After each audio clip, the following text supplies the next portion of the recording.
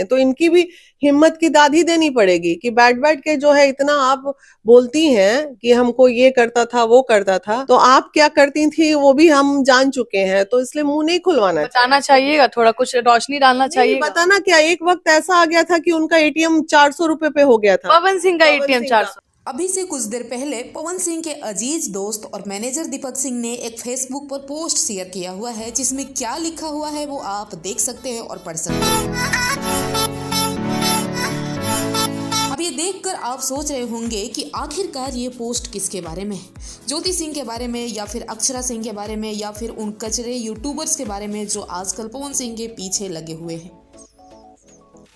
तो दोस्तों आप सभी को हम बता दें कि चाहे ज्योति सिंह कितनी भी गलत हो, लेकिन पवन सिंह उन्हें सोशल मीडिया में आकर उनकी इज्जत को उछालने वाले नहीं हैं, क्योंकि आज भी वो भले पति पत्नी का उनके बीच में तलाक होने वाला हो, लेकिन वो अपनी पत्नी का या किसी से भी जिसका उनसे रिलेशन जुड़ा हुआ हो, कुछ ही समय के लिए भले ही उनकी इज्जत को वो उछालना सही नहीं समझते।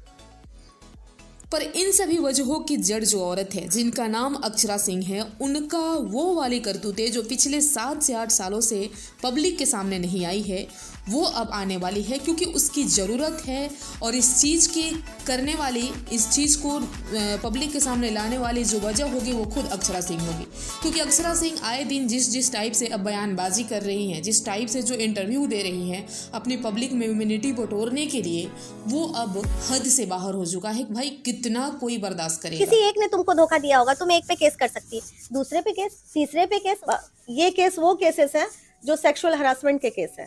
आप क्यों करती हैं भाई सब पे सेक्सुअल हरासमेंट? अच्छे पल भी बिताती हैं, उसका केस भी करती हैं। ये ब्लैकमेलिंग नहीं तो और क्या है? कहते हैं ना कि इश्क ने गालिब निकम्मा कर दिया, वरना हम भी आदमी थे किसी काम के। भोजपुरी के किंग कहे जाने वाले पावर स्टार पवन सिंह की जिंदगी में आखिर वो क्यों समय ऐसा आया जब उनके एटीएम में कभी 400 रुपए तो कभी 60 रुपए रहने लगे। मतलब उनके पास इतने भी पैसे नहीं थे कि वो अपने घर का ईएमआई भर सके। वो अपना एटीएम, क्रेडिट कार्ड जो भी होता है वो खुद अपने पास कुछ भी नहीं रखते हैं। वो जो भी उनके जीवन में जिस वक्त रहती है उसी पे 100% भरोसा करके उसी को सारा कुछ दे देते हैं।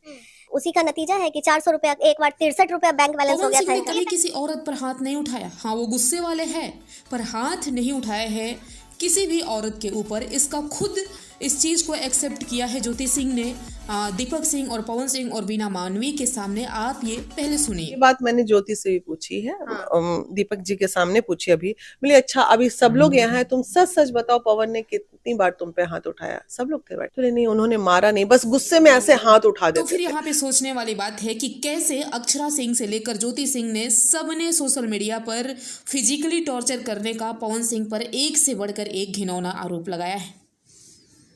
कई सारे ऐसे तमाम राज हैं जो पवन सिंह के सीने में दबे हुए हैं, और वो भी राज अब पब्लिक के सामने आने जरूरी है। भाई आखिर क्यों किसी एक ही इंसान को उसकी सारी अच्छाइयाँ होने के बावजूद भी एक दो कमियों के लिए उसे जबरदस्ती बेइज्जत किया जाएगा, पब्लिक के सामने उसे नीचा दिखाया जाएगा, उसके कैरियर को बर्बाद किया जाएगा।